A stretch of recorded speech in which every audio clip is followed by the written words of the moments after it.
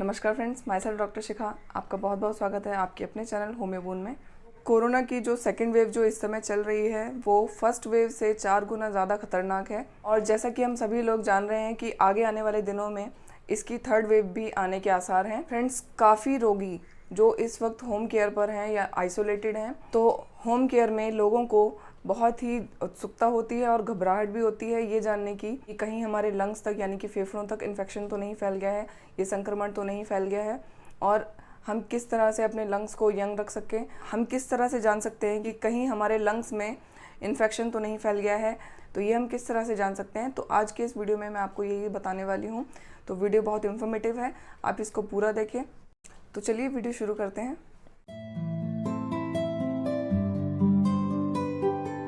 तो फ्रेंड्स, जैसा कि मैंने आपको अभी बताया कि लोगों में ये जानने की उत्सुकता है और घबराहट भी है कि कहीं मेरा लंग तो इन्फेक्ट नहीं हो गया है, या फिर मैं लंग को इन्फेक्ट होने से कैसे रोकूं, और इन्फेक्शन को रोकने के लिए मैं क्या क्या कर सकता हूं। और इसी के लिए लोग तरह तरह के टेस्ट करवा रहे हैं, सीटी स्कैन करवा रहे हैं, ब्लड टेस्ट करवा रहे हैं और इधर से उधर भाग रहे हैं, और इस प्रोसेस में वो संक्रमण को और भी ज़्यादा फैला रहे हैं।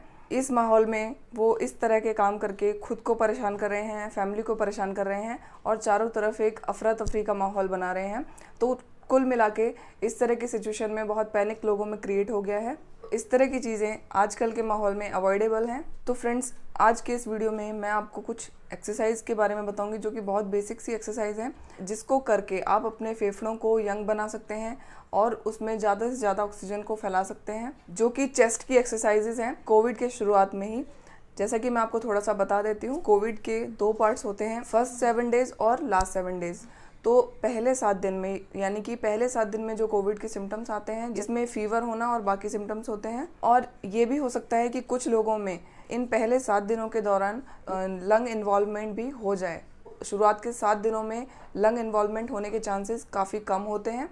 मोस्टली जो लंग इन्वॉल्वमेंट है, यानी कि आपके फेफड़ों में जो इन्फेक्शन जाना स्टार्ट होता है, ये 7 से 8 दिनों में स्टार्ट होता है, यानी कि कोविड के सेकेंड फेज में स्टार्ट होता है। ये जो लास्ट का जो पीरियड होता है, जो कि 8 से 14 दिन का होता है, इसमें लंग इन्वॉल्वमेंट शो होता है। तो लंग इन्वॉल्वमेंट का मतलब होता है यानी कि आपके फेफड़ों में वायरस एंटर कर चुका है, आपके फेफड़ों में इन्फेक्शन होना स्टार्ट हो गया है। तो फ्रेंड्स, अगर आप होम आइसोलेटेड हैं और रेस्ट पे हैं और खाली हैं, तो इस टाइम पर आप कुछ एक्सरसाइज कर सकते हैं जो कि बेसिक एक्सरसाइज है। ये आप अपनी फैमिली के साथ भी कर सकते हैं, और अगर आप अकेले हैं तो आप अकेले भी एक्सरसाइज आराम से कर सकते हैं, जिससे आपकी लंग कैपेसिटी बढ़ेगी और आपके ऑक्सीजन के रिक्वायरमेंट के चांसेस को ये कम करेगा। और अगर आपके लंग्स इन्वॉल्व होने वाले हैं, यानी कि आपके लंग्स में, फेफड़ों में संक्रमण फैलने वाला है, तो आपको खुद ही ये चेतावनी दे देगी। एक्सरसाइज के थ्रू आपके फेफड़े आपको खुद ही चेतावनी दे देंगे कि आपको लंग्स आपके इन्वॉल्व होने वाले हैं, और ये आपको ज़बरदस्ती के टेस्ट करवाने से भी रोकेगा। सबसे पहली जो एक्सरसाइज है, इस एक्सरसाइज में हम अपनी सांस को लंबा खींचकर, जितना आप लंबा खींच सकते हैं उतना लंबा खींचकर उसको उसी वक्त रोक देते हैं, जैसा कि मैं आपको आगे करके भी दिखाऊंगी। तो इसको हम कहते हैं deep breathing and breath holding exercise. Friends, इस एक्सरसाइज में जितना लंबा आप सांस खींचते हैं उस पीरियड को हम ब्रीथ होल्डिंग टाइम कहते हैं। तो फ्रेंड्स, अगर आप पहली बार ये एक्सरसाइज करते हैं तो हो सकता है पहली बार में आप 7 से 8 सेकेंड या फिर ज़्यादा से ज़्यादा 10 सेकेंड तक रोक पाएँ। तो फ्रेंड्स, यहाँ पे मैं आपको एक बहुत ही इंपॉर्टेंट बात बताना चाहती हूँ। ये एक्सरसाइज या कोई और एक्सरसाइज जो भी आप करते हैं, तो वो अपनी बॉडी की कैपेबिलिटी को ध्यान में रखते हुए करें, यानी कि सबकी बॉडी की कैपेबिलिटी अलग अलग होती है। कोई कितनी देर तक सांस रोक पाता है, कोई कितनी देर तक सांस रोक पाता है। तो अपनी बॉडी के साथ अननेसेसरीली ज़बरदस्ती ना करें। जितना देर आपकी बॉडी आराम से सांस रोक पाती है, उसको थोड़ा थोड़ा देर में, थोड़ा थोड़ा दिनों के बाद उसका टाइम पीरियड बढ़ाते रहें। तो मेरा आपसे ये निवेदन है कि आप जितने भी लोग देख रहे हैं, वो ग्रुप में या फिर सोलो, जैसे भी आप एक्सरसाइज ये करना चाहें, ज़रूर करें, डेली करें, और इसको डेली 2 से 3 सेकंड तक बढ़ाते रहें। फ्रेंड्स, मान लीजिए अगर आपने ये एक्सरसाइज आज 8 सेकंड तक कर ली है, तो इसको आप कल 2 से 3 सेकंड तक और बढ़ा के लेके जाएं, यानी कि कल आप 11 सेकंड तक इसको करें, और उसके अगले दिन 2 से 3 सेकंड्स और बढ़ा दें, और फिर उसके अगले दिन 2 से 3 सेकंड्स और बढ़ा दें। तो ये कोशिश करते करते आप इस एक्सरसाइज के सेकंड्स को 20 से 25 सेकंड्स तक लेकर जाएं, या फिर उससे ऊपर भी लेकर जा सकते हैं, तो वेल एंड गुड है आपके लिए। फ्रेंड्स, अगर जिस भी व्यक्ति ने अपना ब्रीथ होल्डिंग टाइम 20-25 सेकंड से ऊपर कर लिया, तो वो सेफ जोन में हैं और उनके लिए बहुत अच्छा संकेत है ये उनके फेफड़ों की तरफ से कि अंदर सब कुछ ठीक है आपके। दूसरी चीज़, अगर आपने अपना ब्रीथ होल्डिंग टाइम धीरे धीरे बढ़ा लिया है, थोड़ा थोड़ा बढ़ता जा रहा है, 2 से 3 सेकंड का इसमें बढ़ाव नज़र आ रहा है, तो ये आपके फेफड़ों की तरफ से बहुत अच्छा मैसेज है, जिसमें कि आपके फेफड़े आपको बता रहे हैं कि आपके फेफड़े अंदर से हेल्दी हैं और अंदर सब कुछ ठीक है।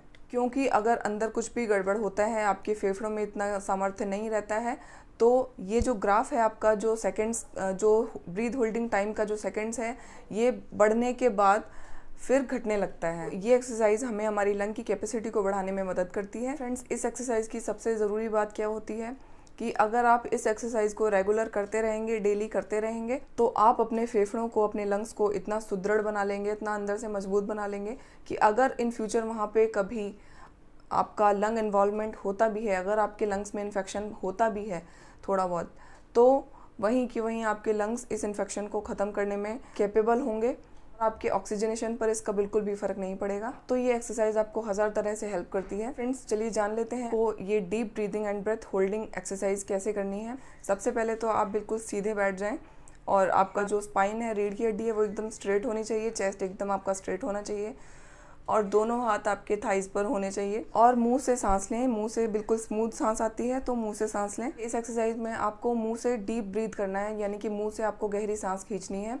नाक से इसलिए नहीं खींचनी है क्योंकि कुछ लोगों को नाक में ऑब्स्ट्रक्शन होता है, किसी तरह का नाक में रुकावट होती है, नाक बंद होती है, तो उस तरह के लोगों में ये हमें ठीक से इसकी रीडिंग पता नहीं चलेगी। तो सभी लोगों को इस एक्सरसाइज में मुंह से सांस लेनी है। जितना आप सांस गहरी खींच सकते हैं और उतना गहरी खींचें, और जब आपको लगने लगे कि अगर इससे ज़्यादा सांस आप नहीं खींच सकते हैं, फिर भी कोशिश करके थोड़ा सा सांस और खींचिए और उसके बाद उसको वहीं उसी वक्त रोक लीजिए सांस को। जितना देर तक आप सांस रोकते हैं, ये आपका ब्रीथ होल्डिंग टाइम होता है। स्टॉप वॉच में टाइमर लगा के सेट कर दीजिए, जिसमें आपको ये पता चल जाएगा कि आप कितने सेकंड तक आपने सांस रोकी है, और इस टाइम को बढ़ाते रहें डेली। तो चलिए देख लेते हैं आपको कैसे करना है। सबसे पहले आपको मुँह से गहरी सांस खींचनी है।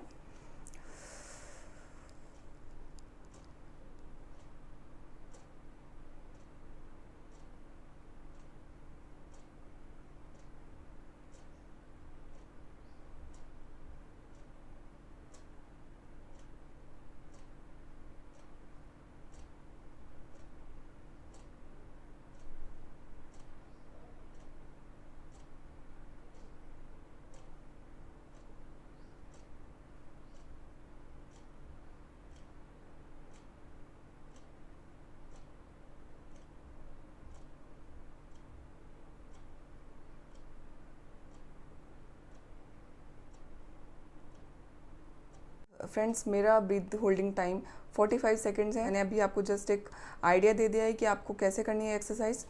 तो जितना देर आप इस ब्रीथ होल्डिंग टाइम को सांस रोक सकते हैं, उतना आप रोक के कोशिश करके रोक के रखिए। उसी टाइम पर आप स्टॉप वॉच लगा दें, उसमें सेकंड्स अपने नोट करें कि आपने कितना सेकंड तक ब्रीथ को होल्ड किया है।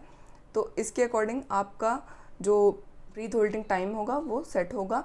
फ्रेंड्स, इस एक्सरसाइज को करने के क्या फ़ायदे होते हैं? जब आप सांस भर के रोकते हैं तो उस दौरान आपके जो फेफड़े हैं उसके पेरिफेरल पार्ट तक में, यानी कि फेफड़ों के हर एक कोने में, पूरे फेफड़ों में अच्छे तरह से वायु भर जाती है, ऑक्सीजन भर जाती है, और आपके जो फेफड़े का जो भी पार्ट शिथिल पड़ा होता है या जहाँ पर थोड़ी बहुत भी ऑक्सीजन नहीं जा रही होती है, वहाँ पर पूरी तरह से ऑक्सीजन जाने लगती है, पूरी तरह से हवा भर जाती है। तो ये बहुत अच्छा साइन होता है फेफड़े में पूरी तरह से हवा भरना। तो इस तरह से जब आप इसके टाइम को बढ़ाते रहेंगे तो आपके फेफड़े अंदर से हेल्दी होंगे, यंग होंगे, और आपको ऑक्सीजन के लिए भी भागना नहीं पड़ेगा, क्योंकि आप डेली अगर इस एक्सरसाइज को करते हैं तो आपके फेफड़े, आपके लंग्स ऑटोमेटिकली अंदर से हेल्दी बन जाएंगे। फ्रेंड्स, दूसरी एक्सरसाइज है 6 मिनट वॉक टेस्ट। तो इसमें हम क्या करते हैं, सबसे पहले अपनी फिंगर में पल्स ऑक्सीमीटर को लगा लेते हैं और उसमें अपना ऑक्सीजन सैचुरेशन चेक करते हैं। उसके बाद हम 6 मिनट तक वॉक करते हैं। नॉर्मल वॉक करनी है, ज़्यादा तेज़ भागना नहीं है, ना ही ज़्यादा स्लो वॉक करनी है आपको। जब आप 6 मिनट वॉक कर लेते हैं तो उसके बाद फिर से अपना ऑक्सीजन सैचुरेशन चेक करते हैं। हो सकता है रेस्टिंग फेज में जब हम रेस्ट कर रहे हैं तो हमारा ऑक्सीजन सैचुरेशन लेवल नॉर्मल हो, बट वॉक करने के बाद हमारा ऑक्सीजन लेवल थोड़ा सा गिर जाता है। ये भी एक बहुत बड़ा अर्ली साइन है जो कि लंग इन्वॉल्वमेंट होने को दर्शाता है। इसको हम दूसरी तरह से ऐसे समझ सकते हैं, मान लीजिए अगर आपने 6 मिनट वॉक करने से पहले आपका ऑक्सीजन लेवल 95 था, देन उसके बाद आपने 6 मिनट वॉक की, उसके बाद भी आपका ऑक्सीजन लेवल 95 है या फिर उससे ऊपर है, तो आपके लंग्स नॉर्मल हैं। लेकिन अगर आपका लंग इन्वॉल्वमेंट हुआ तो सबसे पहला साइन होगा कि वॉक करने के बाद वाला आपका ऑक्सीजन लेवल में 3 से 4% का फॉल आएगा। तो ये आपके लिए एक साइन होगा कि इन फ्यूचर हो सकता है आपके लंग्स में इन्फेक्शन हो रहा हो। तो ये बहुत ही अर्ली साइन होता है। तो इससे आप ये पता लगा सकते हैं कि आपको अपने लंग्स पे ध्यान देना है, एक्सरसाइज वगैरह स्टार्ट करनी है। तो ये ज़रूरी है कि आप घर में ही ग्रुप में ही एक्सरसाइज करें और देखें कि कौन कितनी देर तक ब्रीथ होल्ड कर सकता है, अपनी सांस को रोक सकता है, और उसको मॉनिटर करते रहें। और सबसे ज़रूरी बात, अपना ब्रीथ होल्डिंग टाइम 25 सेकंड से ऊपर रखें और उसको भी बढ़ाते रहें और मॉनिटर करते रहें और उसको एकदम बढ़िया रखें। दूसरा, जो आपको 6 मिनट वॉक टेस्ट बताया है उसको भी करें। सभी लोग ये एक्सरसाइज घर पर ही करें और सीटी स्कैन की तरफ मत भागें। तो सीटी स्कैन आपको कब करवाना है? जब आपका ऑक्सीजन लेवल बहुत तेज़ी से कम हो रहा है या फिर बहुत सीवियर खांसी आ रही है या फिर चेस्ट पेन हो रहा है बहुत ज़्यादा। इन 2 एक्सरसाइज से आप अपने को और अपने परिवार को सुरक्षित रख सकते हैं। ये सांस आप अंदर तक खींचें और इमेजिन करें कि आपके लंग्स इस हवा से हेल्दी होंगे, आपके लंग्स हेल्दी हो रहे हैं, इस हवा से आप ठीक हो रहे हैं। और जहाँ तक संभव हो सके वहाँ तक इस सांस को रोक कर रखें। जो भी फैमिली मेम्बर अपनी सांस को जितना देर तक रोक कर रख सकता है, वो दूसरों को भी एनकरेज करे कि वो भी अपना ब्रीथ होल्डिंग टाइम को बढ़ा सकें और अपने लंग्स को हेल्दी रखें। तो फ्रेंड्स, आज की ये 2 एक्सरसाइज बहुत ही कारगर है। अपने आप को हेल्दी रखें, अपने आसपास वाले लोगों को हेल्दी रखें, अपनी फैमिली को हेल्दी रखें और ये वीडियो को ज़्यादा से ज़्यादा शेयर करें जिससे और भी लोगों को इसका लाभ मिल सके। तो फ्रेंड्स, कैसा लगा आपको आज का वीडियो ज़रूर बताइएगा कमेंट में। मैं आपको मिलती हूँ एक और अच्छे हेल्थ से रिलेटेड वीडियो के साथ। तब तक के लिए stay healthy and stay safe. Thank you so much for watching my video. Bye.